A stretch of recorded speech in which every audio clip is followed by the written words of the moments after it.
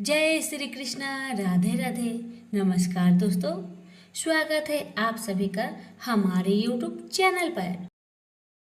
भक्तगणों, आज आप सभी श्रवण करेंगे 5 देवी माता की पुण्यफल देने वाली कथा।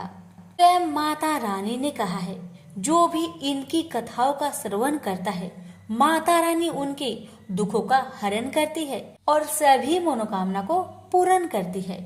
कथा को मन में श्रद्धा और विश्वास बनाकर माता रानी का ध्यान लगाकर श्रवण करें। आपकी सभी मनोकामना माता रानी की कृपा से जल्दी पूरी होगी। प्रेम से बोलिए माता रानी की जय। तो आइए पहले श्रवण करें ज्वाला माता की कथा। प्रेम से बोलिए ज्वाला माता की जय। भक्तगणों, अब ज्वाला माता का ध्यान लगाइए, हाथों को जोड़िए और कथा का श्रवण करिए। प्यारे भक्तों, आप माता सती के बारे में तो जानते ही होंगे। माता सती प्रजापति दक्ष की पुत्री थी। माता सती ने अपने पिता प्रजापति दक्ष के विरुद्ध जाकर भगवान शिव से विवाह किया था। एक बार जब प्रजापति दक्ष ने एक विशाल यज्ञ का आयोजन किया था, तब प्रजापति दक्ष ने भगवान शिव और सती को छोड़ समस्त देवी देवताओं को निमंत्रित किया था। भगवान शिव के लाख मना करने के बावजूद भी माता सती यज्ञ में गई। माता सती ने अपने पिता प्रजापति दक्ष से पूछा कि आपने मुझे और भोलेनाथ को यज्ञ में निमंत्रित क्यों नहीं किया। इस पर प्रजापति दक्ष भगवान भोलेनाथ को बहुत अपमानित किए। इस अपमान को माता सह न सकी और वही हवन कुंड में कूदकर जलकर भस्म हो गई। इस बात से भगवान भोलेनाथ बहुत क्रोधित हुए। वो माता सती के शव को लेकर तांडव कर रहे थे। इस पर सभी देवता बहुत भयभीत हो गए और भगवान विष्णु के पास गए। तब भगवान विष्णु ने अपने सुदर्शन चक्र से माता सती के शरीर के टुकड़े टुकड़े कर दिए। जिस जिस स्थान पर माता सती का अंग गिरा है, वो शक्तिपीठ कहलाया। कुल 51 शक्तिपीठ है। ज्वाला माँ का मंदिर जहाँ पर है, वहाँ पर माता सती की जिह्वा कटकर गिरी थी। इस मंदिर से प्राकृतिक रूप से 9 ज्वालाएं जलती है। ये हमेशा जलती रहती है। कथा। ध्यानु भगत का जन्म एक छोटे से गांव में हुआ था। इनके जन्म के पश्चात ही इनके माता पिता की मृत्यु हो गई। सभी गांव वाले इन्हें मनहूस कहते थे। कोई भी बच्चा इनके साथ नहीं खेलता था। ध्यानु भगत का लालन पालन मंदिर के एक पुजारी ने किया। एक दिन वह रोते रोते पुजारी के पास पहुंचे तो पुजारी ने कारण पूछा, तो उन्होंने बताया कि सभी लोग उन्हें मनहूस कहते हैं। पुजारी ने कहा कि हे बेटा, इस संसार में जिसका कोई नहीं होता, उसकी ये माता होती है। ये जगत जननी है। यह सुनकर ध्यानु भगत बहुत प्रेम से माता की पूजा तथा आरती करने लगे। एक दिन ध्यानु भगत पूजा कर ही रहे थे, तभी ज्वाला माँ प्रकट हुई। उन्होंने ध्यानु भगत को अपनी गोद में बैठा लिया और कहा कि ध्यानु, आज के बाद तुम सभी के दुखों को नष्ट करोगे। कोई भी मनुष्य तुम्हारे पास दुखी मन से आए तो एक बड़ा प्रेम से भरा जयकारा लगाना, उसका दुख दूर हो जाएगा।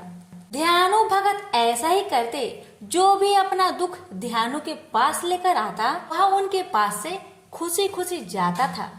धीरे धीरे ध्यानु काफी प्रसिद्ध हो गए। एक बार ध्यानु भगत गांव वालों के साथ ज्वाला माता के धाम जा रहे थे कि रास्ते में अकबर के सैनिकों ने ध्यानु को रोक लिया और पूछा कि कहाँ जा रहे हो। तो ध्यानु ने कहा कि हम सभी ज्वाला माता के दर्शन को जा रहे हैं। अकबर ने कहा कि हम भी ज्वाला माता का चमत्कार देखना चाहते हैं। हम तुम्हारे घोड़े की गर्दन को कटवा देंगे। अपनी ज्वाला माता से कहना कि घोड़े की गर्दन जोड़ दे, तब हम मानेंगे कि तुम्हारी ज्वाला माता में शक्ति है। ध्यानु ने कहा कि महाराज, आप मेरे घोड़े का पूरा शरीर मस्तक सहित किसी सुरक्षित स्थान पर 1 महीने के लिए रखवा दीजिएगा। अकबर इस पर मान गया और बोला कि तुम्हारे घोड़े की शव को 1 महीने तक सुरक्षित रखवा दिया जाएगा। उसके बाद अकबर ने ध्यानु भगत और सभी गांव वालों को छोड़ दिया। उन सबके साथ अकबर के 2 सैनिक भी गए। स्नान करके ध्यानु भगत तथा सभी गांव वाले ज्वाला माँ की आरती करने लगे। तब ध्यानु भगत से माता को दर्शन के लिए आग्रह किया, लेकिन बहुत समय हो गया, फिर भी माता ने दर्शन नहीं दिया। तब ध्यानु भगत ने तलवार से अपना सिर काटकर माता को भेंट कर दिया। इससे ज्वाला माँ बहुत प्रसन्न हुई और ध्यानु भगत का सिर धड़ से जोड़ दिया। माता ने ध्यानु भगत से कहा कि तुम मेरे सच्चे भक्त हो, तुम्हारे घोड़े का सिर धड़ से जोड़ दिया है। यदि तुम हमसे और कुछ वरदान मांगना चाहते हो तो बताओ। ध्यानु भगत ने ज्वाला माता से कहा कि हे माँ, यदि आप मुझ पर प्रसन्न हैं तो यह वरदान दीजिए कि आप प्रसन्न होने के लिए किसी से उनके मस्तक की बलि नहीं मांगोगी। हर मनुष्य अपना मस्तक काटकर आपको नहीं चढ़ा सकता। माता ने कहा ठीक है, आज के बाद मैं सच्चे भक्तों की भक्ति से ही प्रसन्न हो जाऊंगी। अब अकबर को जब इस घटना की जानकारी हुई, तब अकबर ने कहा कि ज्वाला मंदिर में जो दीपक जलता रहता है उसे बुझा दो। सैनिकों ने बहुत प्रयास किया लेकिन दीपक को बुझा नहीं सके। अकबर के सैनिकों ने अकबर को सारी घटना की जानकारी दी। तब अकबर ने कहा कि हम भी ज्वाला माई का दर्शन करने के लिए जाएंगे। एक सोने का छत्र बनवाया जाए। अकबर एक सोने का छत्र लेकर अपने सैनिकों के साथ माता के दरबार पर गया। वहां पर अकबर ने जैसे ही वह सोने का छत्र चढ़ाने की कोशिश की, वह छत्र अकबर के हाथ से छूटकर वही जमीन पर गिर गया। वह छत्र आज भी ज्वाला माँ के मंदिर में मौजूद है। माँ ने अकबर का छत्र इसलिए स्वीकार नहीं किया क्योंकि उसके मन में धन दौलत तथा स्वयं के प्रति घमंड था। इसलिए माता ने अकबर के छत्र को स्वीकार नहीं किया। प्रेम से बोलिए ज्वाला माता की जय। अब सुनिए दूसरी कथा। दूसरी कथा है वैष्णो माता की। ये भक्तगणों, अपने हाथों को जोड़िए, वैष्णो माता का ध्यान धरिए और कथा का श्रवण करिए। प्राचीन समय की बात है, एक दैत्य था। उसने ब्रह्मा जी की कठोर तपस्या की। कई वर्षों की कठिन तपस्या के बाद ब्रह्मा जी प्रकट हुए। ब्रह्मा जी ने उस दैत्य से कहा कि वरदान मांगो। उस दैत्य ने कहा कि हे ब्रह्मदेव, यदि आप हमारी तपस्या से प्रसन्न हैं तो मुझे यह वरदान दीजिए कि गर्भ से उत्पन्न प्राणी मुझे मार ना सके। ब्रह्मा ने कहा कि ठीक है, ऐसा ही होगा। वह दैत्य अपने आप को भगवान समझने लगा, अपने आप को अमर समझने लगा। उस दैत्य ने अपनी दैत्य सेना से कहा कि पृथ्वी पर जाओ और सबसे कहो कि सब हमारी पूजा करे, हमें भगवान माने, और जो ऐसा ना करे उसे समाप्त कर दो। दैत्य सेना पृथ्वी पर गई और सभी साधु सन्यासियों को मार डाला। उधर पृथ्वी पर नारद जी यही सब देख रहे थे। वो शीघ्र ही भगवान विष्णु के पास गए। सारी कहानी नारद जी ने विष्णु जी को बताया। नारद जी ने कहा कि आप जल्दी से अवतार लेकर उस दैत्य का अंत करिए। भगवान विष्णु बोले कि हे देव ऋषि नारद, इस बार हम नहीं बल्कि महालक्ष्मी, महासरस्वती एवं पार्वती की शक्तियाँ अवतार लेगी। आप इन शक्तियों का आह्वान करिए। देवर्षि नारद ने ऐसा ही किया। तीनों देवियों के तेज पुंज से एक महाशक्ति प्रकट हुई। नारद जी के कहने पर वह शक्ति भगवान विष्णु के पास गई। विष्णु जी ने कहा कि हे देवी, दैत्य का अत्याचार पृथ्वी पर बहुत बढ़ गया है। आप शीघ्र ही उस दैत्य का अंत करिए। विष्णु जी की आज्ञा पाकर माँ शेरों वाली ने उस दैत्य का संहार किया।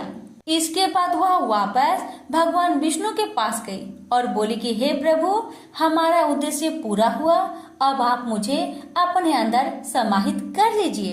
भगवान विष्णु बोले कि नहीं देवी, आप मुझ में नहीं समा सकती। आपको धर्म का प्रचार करना है। आप राजा रत्नाकर के यहाँ पुत्री के रूप में जन्म लीजिए। मैं आपको वहाँ जल्दी मिलूंगा।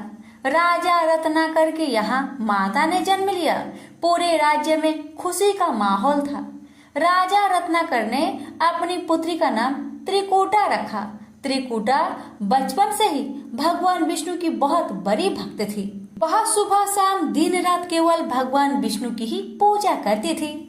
नारद जी ने त्रिकूटा से कहा कि भगवान विष्णु ने राम के रूप में राजा दशरथ के यहाँ जन्म लिया है।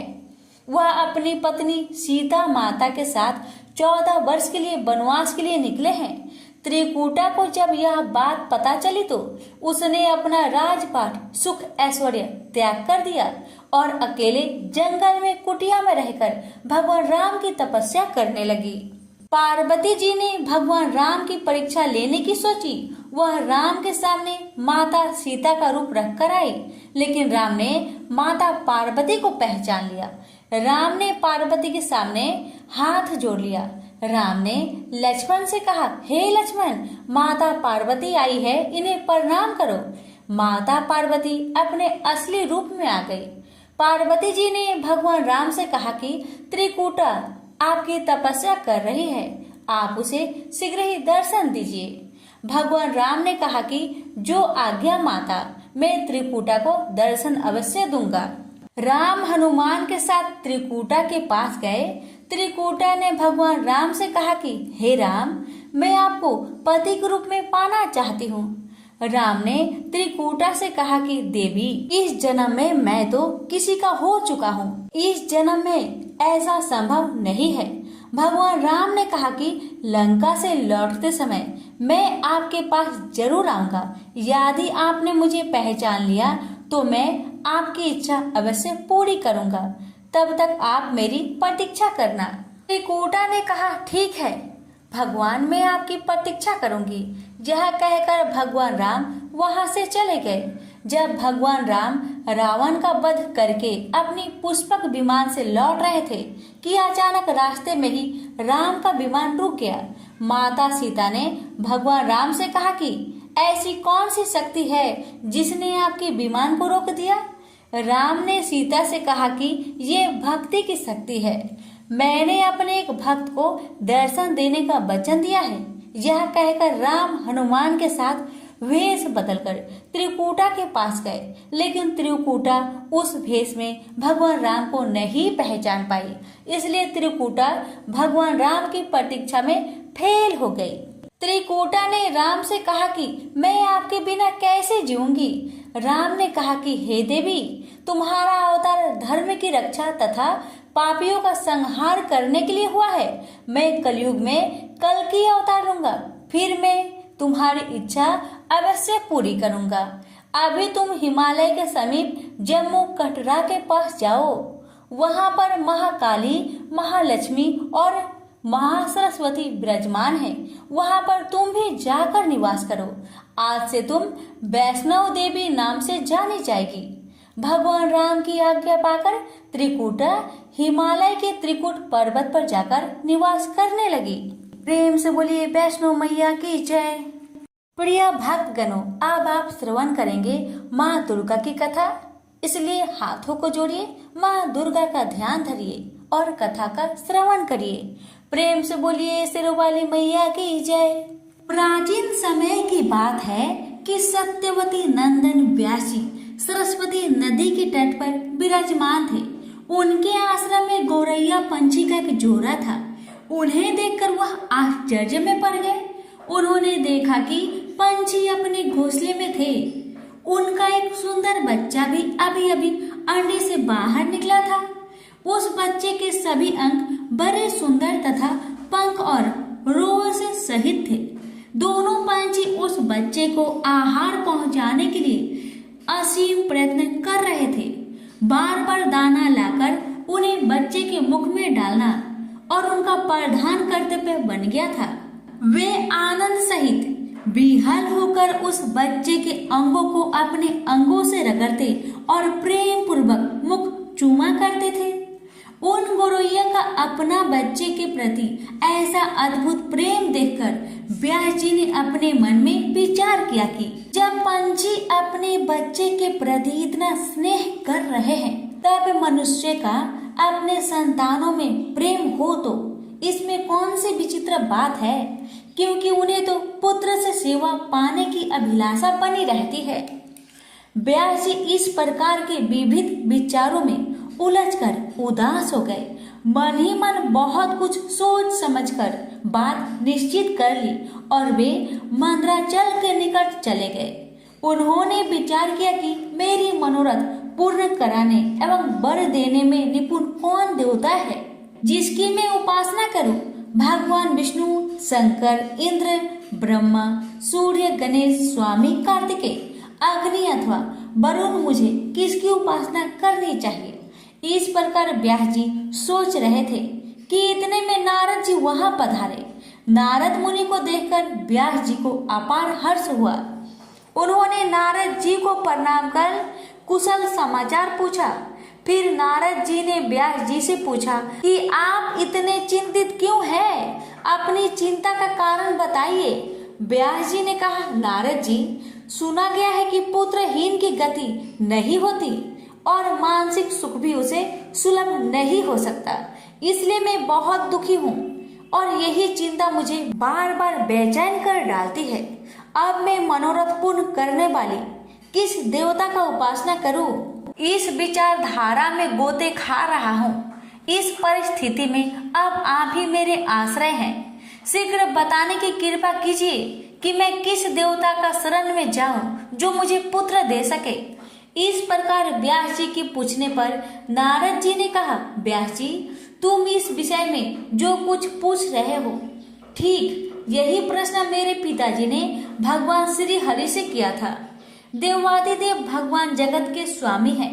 लक्ष्मी जी उनकी सेवा में उपस्थित रहती है। वे शंख, चक्र और गदा लिए रहते हैं। पीतांबर धारण करते हैं। 4 भुजाएं हैं। वे चराचर जगत के आश्रय दाता है। ऐसे जगत प्रभु भगवान श्री हरि महान तप कर रहे थे। उनकी समाधि लगी थी। यह देखकर मेरे पिता ब्रह्मा जी को बड़ा आश्चर्य हुआ। अंत में उन्होंने जानने की इच्छा प्रकट की, प्रभु, आप देवताओं के अध्यक्ष, जगत स्वामी और भूत, भविष्य एवं वर्तमान सभी जीवों के एकमात्र शासक है। फिर आप तपस्या क्यों कर रहे हैं और किस देवता की आराधना में ध्यान मग्न है? मुझ दास को यह रहस्य स्पष्ट बतलाने की कृपा कीजिए, क्योंकि श्रेष्ठ पुरुष किसी बात को छिपाते नहीं हैं। ब्रह्मा जी की बात सुनकर श्री हरि ने कहा कि ब्राह्मण, सावधान होकर सुनो। मैं अपने मन का विचार व्यक्त करता हूँ।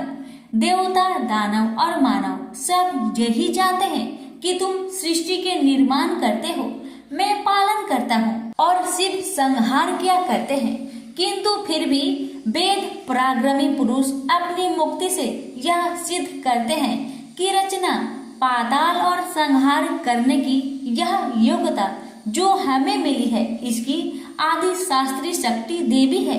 वे कहते हैं कि संसार की सृष्टि करने के लिए तुम्हें राजसी शक्ति का संचार हुआ है, मुझे सात्विक की शक्ति मिली है और रुद्र में तामसी शक्ति का आविर्भाव हुआ है।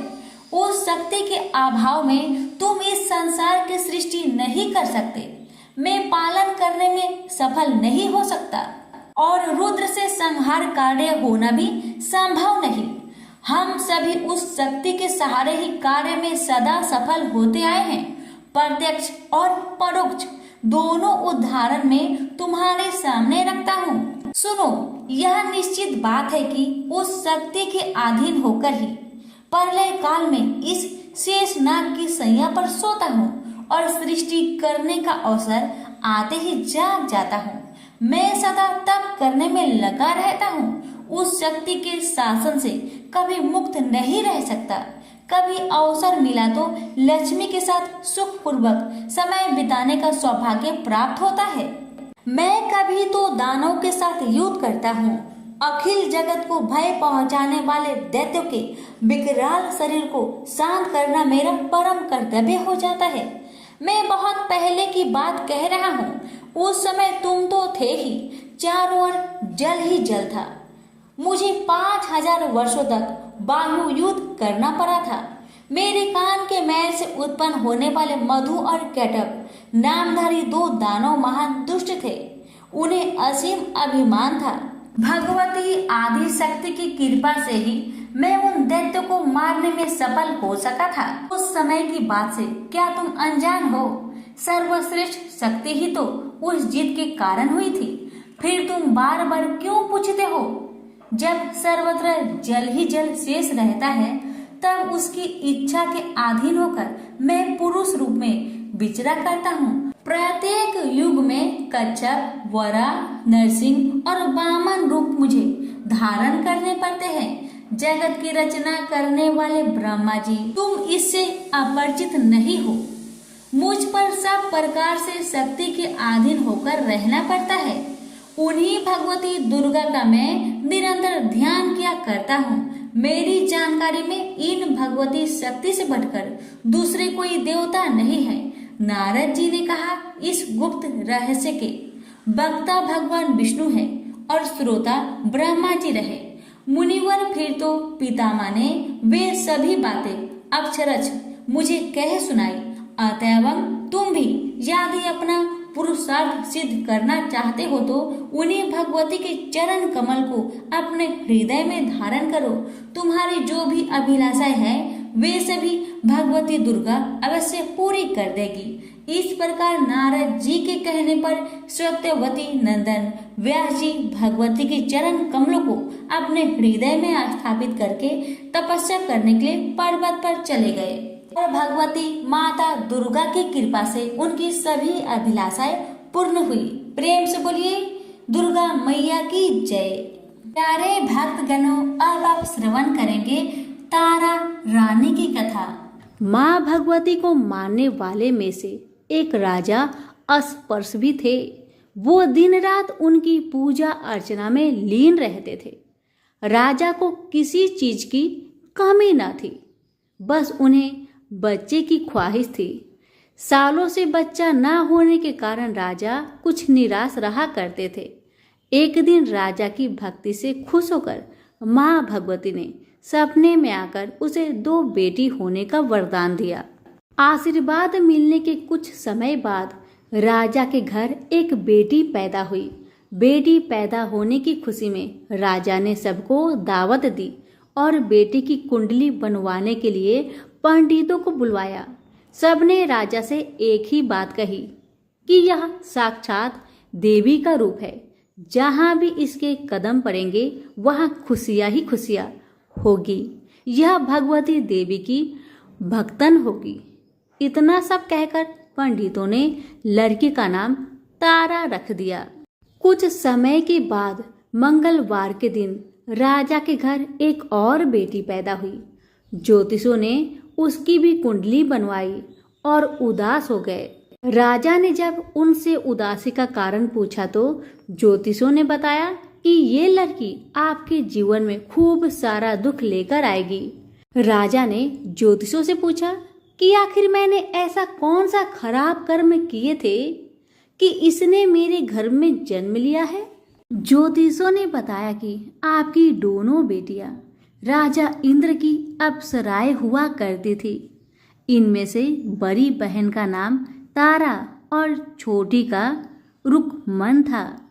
एक दिन ये दोनों मिलकर धरती की सैर करने के लिए गई। दोनों ने ही वहां पहुंचकर एकादशी के दिन का व्रत रखा। तारा ने अपनी छोटी बहन से कहा कि आज एकादशी का व्रत है, इसलिए बाजार जाकर कुछ ताजे फल ले आओ, लेकिन वहां कुछ खाना मत। रुकमन बाजार फल लेने के लिए चली गई। वहां उसे मछली के पकौड़े दिखे। उसने झट से उन्हें खा लिया और अपनी दीदी के लिए कुछ फल ले लिए। रुकमन से तारा ने पूछा कि तुम अपने लिए फल क्यों नहीं लाई। उसने जवाब दिया कि वो मछली के पकौड़े खाकर आई है। तारा ने गुस्से में कहा कि तुम पापिन हो, एकादशी के दिन तुमने मछली खा ली। ऐसे खराब कर्म के लिए मैं तुम्हें छिपकली बनने का श्राप देती हूँ। अब उसी जंगल में तारा की बहन छिपकली बनकर रहने लगी। वहाँ एक जाने माने ऋषि गुरु गोरख भी अपने कुछ शिष्यों के साथ रहते थे। उनके शिष्यों में से एक बहुत ही घमंडी था। अपने घमंड के चलते वो शिष्य कमंडल में पानी भरकर एकांत में बैठकर तपस्या करने लगा। तभी एक प्यासी गाय वहां आ गई। उसने सीधे अपना मुख उस कमंडल में डाला और पानी पी लिया। पानी पीने के बाद जैसे ही गाय अपना मुख बाहर को निकालने लगी तो कमंडल नीचे गिर गया और ऋषि का ध्यान भंग हो गया। ऋषि ने देखा कि गाय पानी पी गई है। अब गुस्से में ऋषि ने गाय को एक चिमटे से बुरी तरह घायल कर दिया। इस बात की जानकारी जब गुरु गोरख को पड़ी तो वे तुरंत गाय को देखने के लिए गए। जैसे ही उन्होंने गाय की हालत देखी वैसे ही अपने उस घमंडी शिष्य को आश्रम से बाहर निकाल दिया। कुछ दिनों के बाद गौ माता पर किए गए उस अत्याचार से होने वाले पाप को कम करने के लिए उन्होंने एक यज्ञ करवाया। इस यज्ञ के बारे में गाय को चिमटे से मारने वाले घमंडी शिष्य को भी पता चला। वे सीधे पक्षी का रूप धारण करके यज्ञ स्थल पर गया और भोजन में अपनी चोंच से मरा हुआ सांप डाल दिया। किसी को इस बात की खबर नहीं हुई। ये सब होते हुए तारा से श्राप मिलने वाली छिपकली रुक्मन देख रही थी। उसके मन में हुआ कि इसे खाकर सारे लोग मर जाएंगे। सबकी जान बचाने के लिए छिपकली बनी रुक्मन सभी लोगों के सामने भोजन पर गिर गई। लोगों ने छिपकली को खूब कोसा और बर्तन को खाली करने लगे। उस वक्त भंडारा करने वाले को खाने में मरा हुआ सांप भी दिखा। तब कहीं जाकर सबको समझ आया कि छिपकली सबकी जान बचाने के लिए जानबूझकर भोजन में गिरी थी। एक छिपकली होने के बावजूद भी इतने अच्छे विचार होने की वजह से यज्ञ में मौजूद सारे महत्वपूर्ण लोगों ने कहा कि हमें इस छिपकली की मुक्ति के लिए प्रार्थना करनी चाहिए। पंडित ने आगे बताया कि सबकी प्रार्थना से ही वो छिपकली तीसरे जन्म से आप जैसी प्रतापी राजा के घर बेटी के रूप में पैदा हुई है। वही तारा ने दूसरे जन्म में तारामती के रूप में लिया और अयोध्या के राजा हरिश्चंद्र से शादी की। राजा से ज्योतिषों ने जैसा बताया ठीक वैसा ही किया। नदी में सोना चांदी जरा हुआ संदूक देखकर काशी के पास से एक भंगी ने उसे बाहर निकाल लिया। उसके कोई बच्चे नहीं थे, इसलिए उसने संदूक के अंदर की लड़की को पालने का फैसला लिया। उसे भंगी व उसकी पत्नी ने खूब प्यार से पाला और रुक्को नाम रख दिया। बड़ी होते ही दोनों ने रुक्को की शादी करवा दी। रुक्को की सासू माँ तारामती और राजा हरिश्चंद्र के महल में साफ सफाई करने का काम किया करते थे। कुछ दिनों के बाद रुक्को की सासू माँ बीमार हो गई। उनकी जगह रुक्को वहां काम करने लगी। तारामती ने उसे देखा और पुराने जन्म के पुण्य के कारण पहचान लिया और उसे कहा कि तुम मेरे साथ बैठ जाओ। रुक्को ने बोला कि मैं तो भंगिन हूँ, इसलिए आपके पास नहीं बैठ सकती। तब तारामती ने उसे बताया कि तुम पूर्व जन्म में मेरी ही बहन थी। तुमने एकादशी के व्रत के दिन मछली खा ली थी और मैंने तुम्हें दंड देते हुए छिपकली बना दिया। अब तुम्हें दोबारा मनुष्य जन्म मिला है तो इस जन्म में माँ वैष्णो की पूजा करके पुण्य कमा लो। माँ की पूजा से तुम्हारी सारी इच्छाएं भी पूरी होगी। तारामती की इस बात को सुनने के बाद रुक्को माँ वैष्णो से एक बेटे के लिए प्रार्थना करती थी और कहती है कि अगर उनकी मनोकामना पूरी हुई तो वो अपने घर में माँ वैष्णो देवी का पूजन और जागरण कराएगी। माँ वैष्णो देवी उसकी प्रार्थना सुन लेती है और उसे बेटा होता है। पुत्र की प्राप्ति के बाद रुक्को उसकी देखभाल और लाड़ दुलार में माँ वैष्णो देवी की पूजा करना भूल जाती है। ऐसे होते होते 5 साल बीत गए और फिर एक दिन उस बच्चे को चेचक यानी माता निकल आती है। बच्चे की ऐसी स्थिति देखकर परेशान रुक्को अपने पिछले जन्म की बहन तारामती के घर जाकर उन्हें इस समस्या के बारे में बताती है। तब तारामती ने पूछा कि तुमने माँ वैष्णो देवी की पूजा अर्चना में कोई गलती तो नहीं की? फिर रुक्को को याद आता है कि उसने माँ वैष्णो देवी का जागरण कराने का प्रण लिया था। ये बात याद आते ही रुक्को को काफी पछतावा हुआ और मन में माँ से कहा कि बच्चे के ठीक होते ही वो अपने घर में जागरण कराएगी। अगले ही दिन उसका बेटा पूरी तरह ठीक हो जाता है। तभी रुक्को ने माता रानी के मंदिर जाकर पुजारियों को कहा कि मंगलवार के दिन घर में जागरण करवा दीजिए। रुक्को की बात सुनकर पंडित कहते हैं कि तुम यही 5 रुपए दे दो, तुम्हारे लिए हम मंदिर में ही जागरण करा देंगे। रुक्को कहती है, मुझे पता है कि मैं चार्मिन हूँ, लेकिन आप मेरे घर आकर ही जागरण करवा दीजिए। माँ किसी तरह का भेदभाव नहीं करती है, तो आपको भी नहीं करना चाहिए। इस पर पंडितों ने विचार विमर्श करके कहा कि अगर रानी आपके जागरण में आती है तो हम तुम्हारे घर आकर जागरण करने के लिए तैयार है। पंडितों की बात सुनकर रुक्को अपनी बहन रानी तारामती के पास जाती है और तारामती को सारी बात बताती है।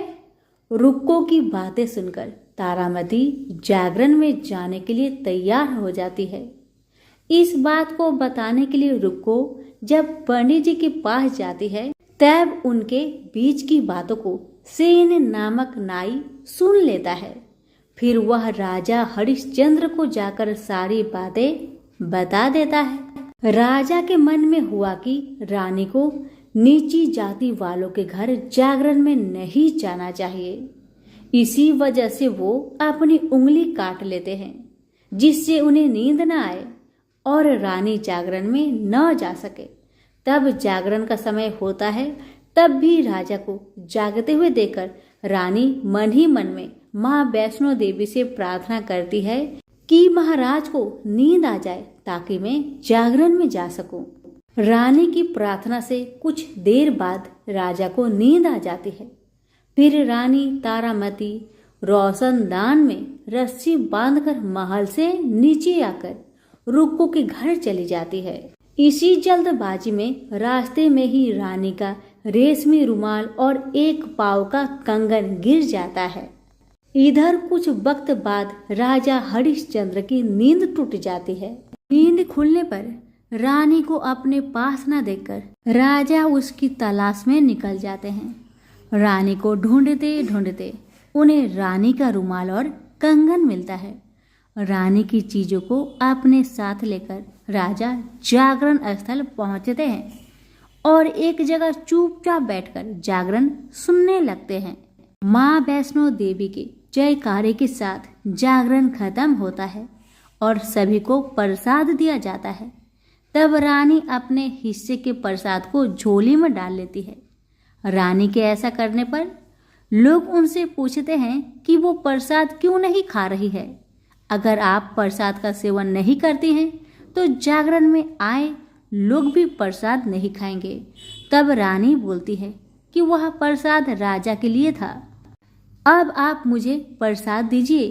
फिर अपने लिए प्रसाद लेकर रानी सबके सामने उसे खा लेती है। रानी के प्रसाद खाते ही जागरण में मौजूद सभी भक्तों ने भी प्रसाद खाया। उसके बाद रानी महल के लिए निकल जाती है। तभी रास्ते में ही राजा उन्हें रोककर पूछते हैं कि तुमने नीच जाति के घर प्रसाद खाकर खुद को अपवित्र कर लिया है। तुमने मेरे लिए भी प्रसाद रखा है, अब तुम उससे मुझे भी अपवित्र करना चाहती हो। अब मैं तुम्हें अपने महल में नहीं लेकर जा सकता। यह बोलते हुए जब राजा रानी की झोली को देखता है तब उन्हें प्रसाद की जगह गुलाब, चंपा जैसे अनेक फूल और कच्चा चावल व सुपारियां नजर दिखती है। इस चमत्कार को देखकर राजा हैरान हो जाते हैं। फिर राजा चुपचाप रानी को अपने साथ लेकर महल पहुंचते हैं।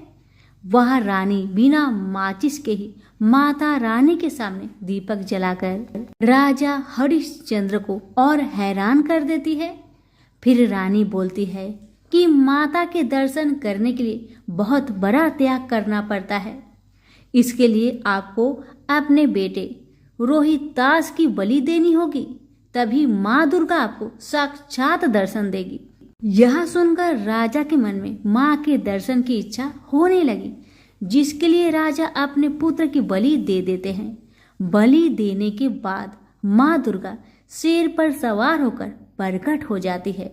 उन्हें देखकर राजा हरिश्चंद्र काफी खुश हो गए और माँ दुर्गा ने तुरंत राजा के बेटे को दोबारा जिंदा कर दिया।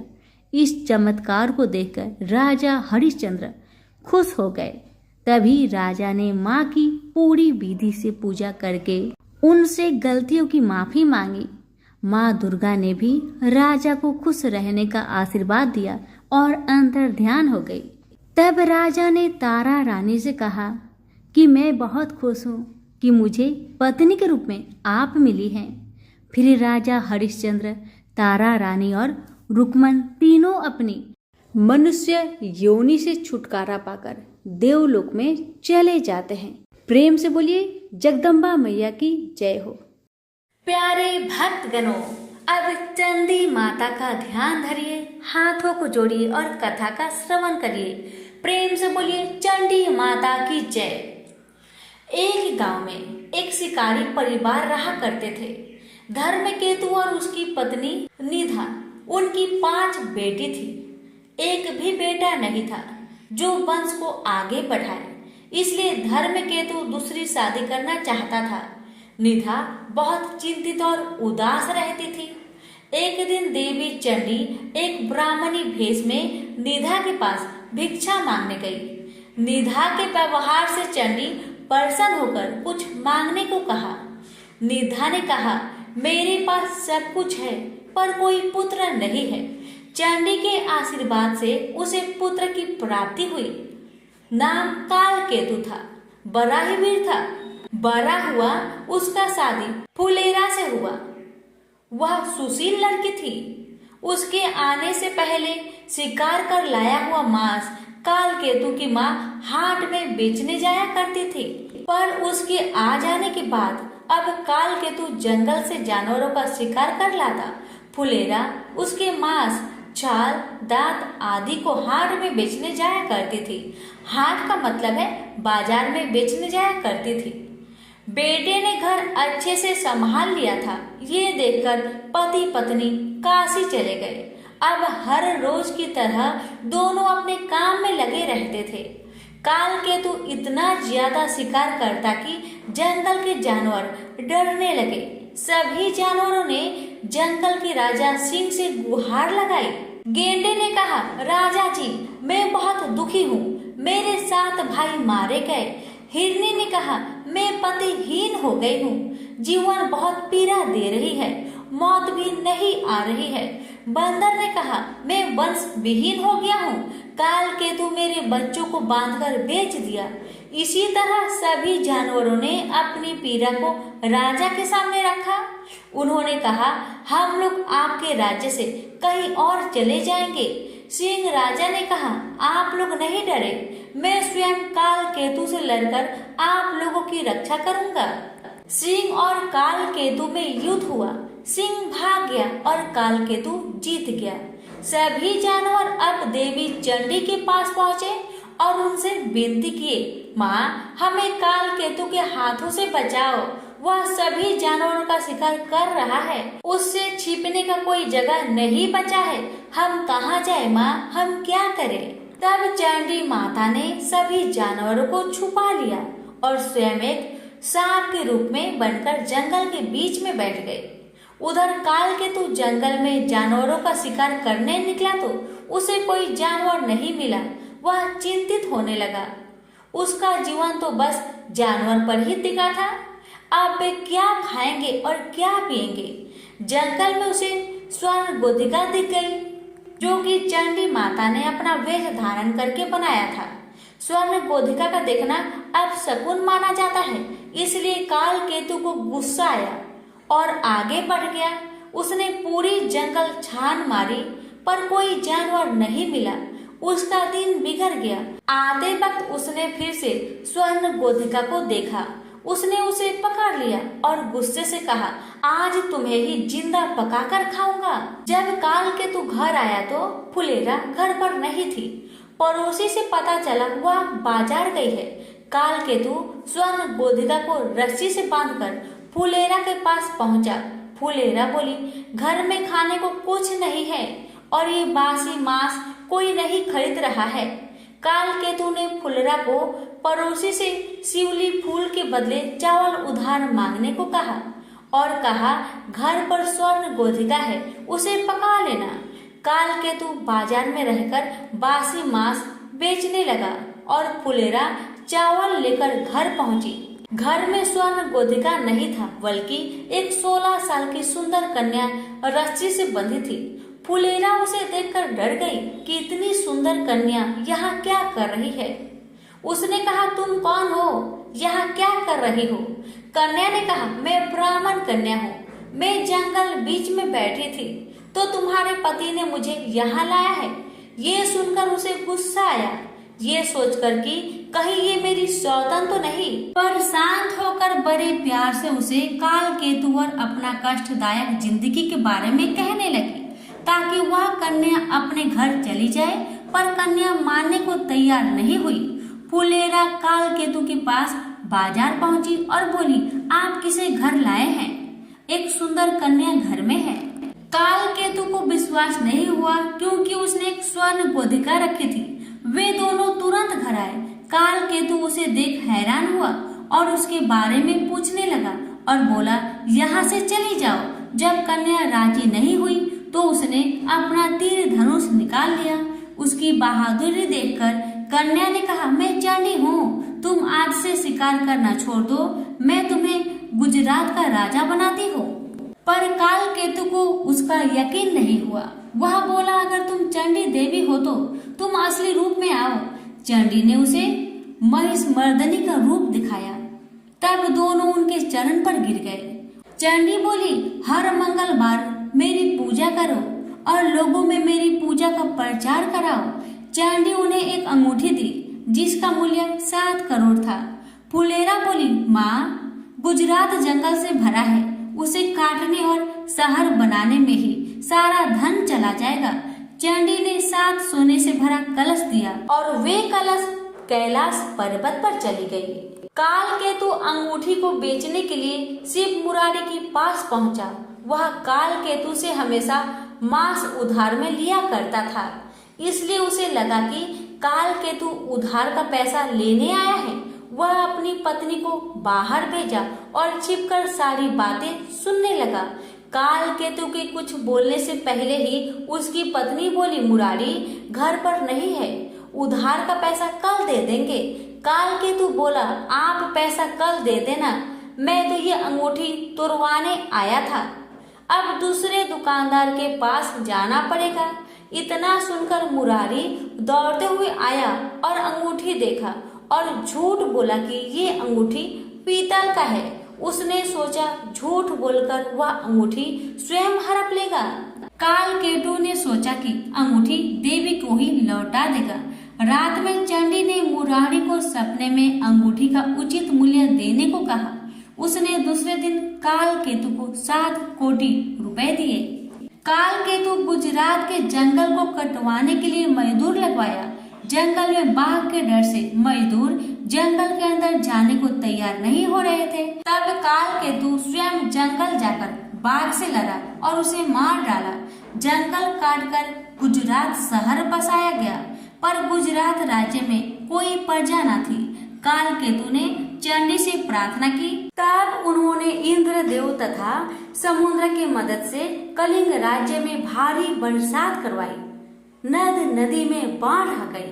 लोग कलिंग से गुजरात भागकर आने लगे। इस तरह ब्राह्मण, कास्ट, मुस्लिम आदि अनेक जाति के लोग गुजरात में आकर रहने लगे। कालकेतु राज्य को सही तरीके से चलाने के लिए अच्छी अच्छी नीतियां बनाई। राज्य में एक व्यक्ति भारुदत्त भी रहता था। उसने मीठी मीठी बातें कहकर कालकेतु के दरबार में ऊंची पद हासिल कर ली थी। उसने सभी को तंग कर रखा था। वह सभी के सामान ले जाता पर पैसा नहीं देता था। उसके अत्याचार से सभी लोगों ने कालकेतु से उसकी शिकायत की। कालकेतु ने उसे सजा दिया। भारुदत्त को यह सहन नहीं हुआ और वह कलिंग राजा के पास कालकेतु की शिकायत करने गया। भारुदत्त कलिंग राज के दरबार में पहुंचकर राजा से कहने लगा कि आपके रहते कोई और दूसरा राजा शासन कैसे कर सकता है। कलिंग राज ने उससे पूछा, कौन है? यदि तुम सच कह रहे हो तो दिखाओ हमें। भारुदत्त ने कलिंग राज के दूत को ये सब दिखाया।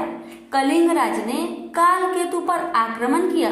दोनों के बीच भीषण युद्ध हुआ, पर कालकेतु हार गया। उसे काल कोठरी में डाल दिया गया। रात को चंडी देवी ने कलिंग राज को सपने में दर्शन दी और बताई कि कालकेतु को मैंने गुजरात का राजा बनाया है, उसे आजाद कर दो। उसी समय कलिंग राजा दौड़ते हुए आए और कालकेतु को आजाद करवाए और उसे गुजरात का राजा बना दिया। भारुदत्त को सजा मिली। कालकेतु खुशी खुशी अपना जीवन राज्य चलाने लगा। प्रेम से बोलिए चंडी मैया की जय। कथा अगर आपको अच्छी लगी हो तो कृपया करके वीडियो को लाइक करके और आगे सभी के पास शेयर अवश्य करें। तो प्रेम से बोलिए पांचों देवी माता की जय। माता रानी की कृपा आप पर, आपके परिवार पर, हम सब पर सदा बनी रहे। आप सभी का बहुत बहुत धन्यवाद।